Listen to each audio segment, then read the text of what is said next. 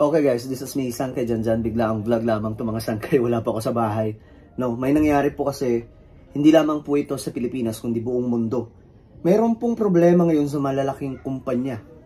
At ilang paliparan at iba pa mga sangkay. Mayroong iba mga TV network at marami pa po mga sangkay. Ang ngayon, nagkakaproblema. Especially mga companies, mga flights, mga sangkay. So buong mundo, medyo mayroon pong gulo na nangyayari. Hindi lang actually medyo, kundi malaking gulo na nagaganap dahil nga po, ayon dito sa breaking news, large-scale IT outage hits companies worldwide. So maraming mga kumpanya, mga sangkay ngayon, yung system po nila, nagkaroon po ng problema. At ang iba pa nga po mga sangkay, nag-shutdown. Ayon po dito, grounding flights in US. Ito ang sinasabi dito, ito mga sangkay. Breaking news po yan from ABS-CBN. Pero hindi lang po ito, marami pa. So, mga flights sa Amerika at doon naman po sa UK, meron pong isang TV broadcast na naantala po. Dahil po ang system ay mukhang hindi gumagana mga sangkay o nagkakaroon po ng error. At ayon po dito, hitting telecommunications in Australia. So, ito, ang tinutukoy pa lamang ibang mga bansa. Pero dito sa Pilipinas, mga sangkay ngayon, matindi na po ang nangyayari. Kagaya po nitong balita. Ayon po dito sa report from GMA News, narito ang sitwasyon sa NAIA Terminal 3 ngayong gabi. Unang inanunsyo ng Cebu Pacific at Airlines o AirAsia Philippines na naapektuhan sila ng Microsoft global outage kung saan nagdudulot ito ng technical issues at operational disruptions. Ayan mga sangkay. Kung titingnan muna natin, sobrang dami pong tao ngayon ang kumbaga sa stranded po sila. Andun lamang po sila ngayon dahil nga po ito ay nangyayari globally at apektado po dito ang Pilipinas.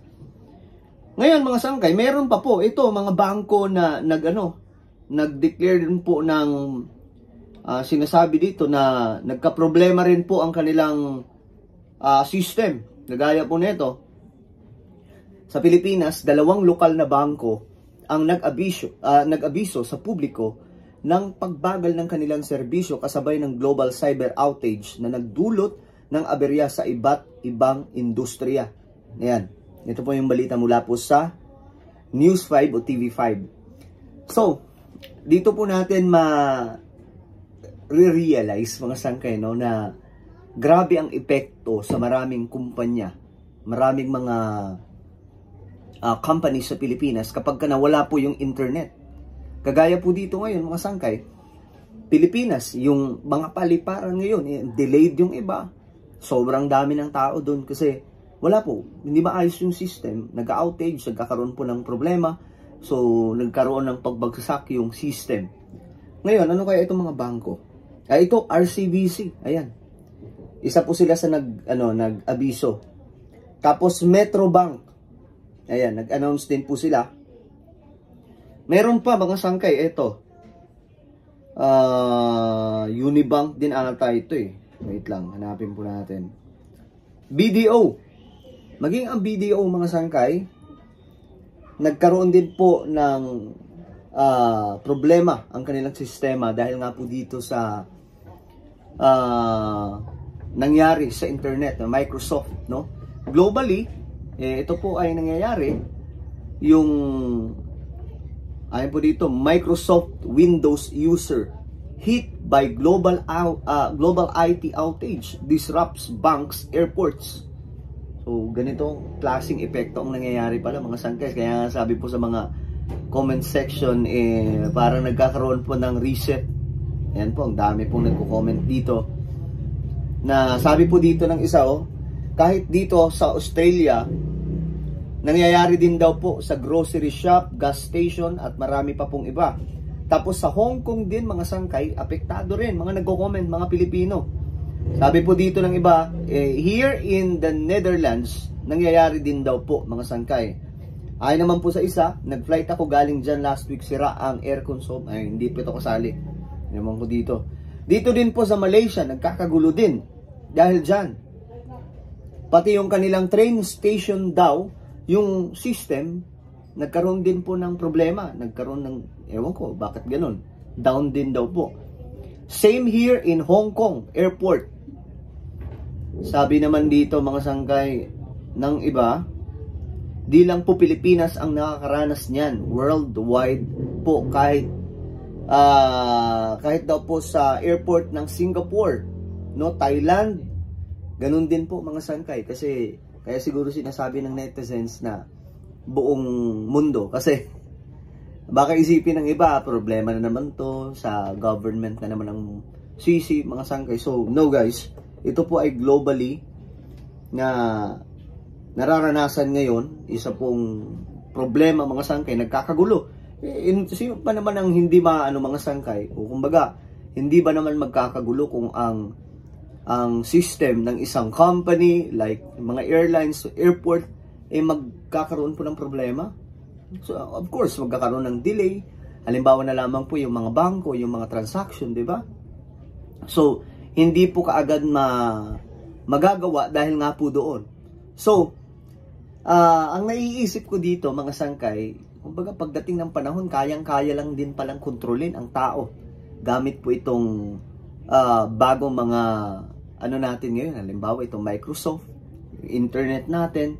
Diba? Pag na-down nga lang yung internet sa isang lugar, like halimbawa mga sangkay dito sa Quezon City, meron pong isang lugar na nawalan po ng internet, marami po kaagad na nagreklamo kasi may mga online na trabaho, hindi po nagagawa mga sangkay kasi nga po walang internet. So same situation dito, ito mas malala. Kasi buong mundo, mga sangkay, kumbaga buong mundo na down yung Microsoft, ngayon, lahat po sila. Ayan o. We are currently experiencing technical difficulties due to widespread issues on Microsoft-based system. So, ang system po ng Microsoft, hindi po ako masyadong mga sangkay kabisado, mga ganito. Pero, siyempre, may ideya po tayo. Tayo naman po ay gumagamit ng mga system na ganito. So, down po yung ilan o maraming mga companies, mga sangkay, dahil po dito sa matinding issue. Ayan o, sabi po ng BDO, this may result in extended wait times at our branches and contact center. May mga delays.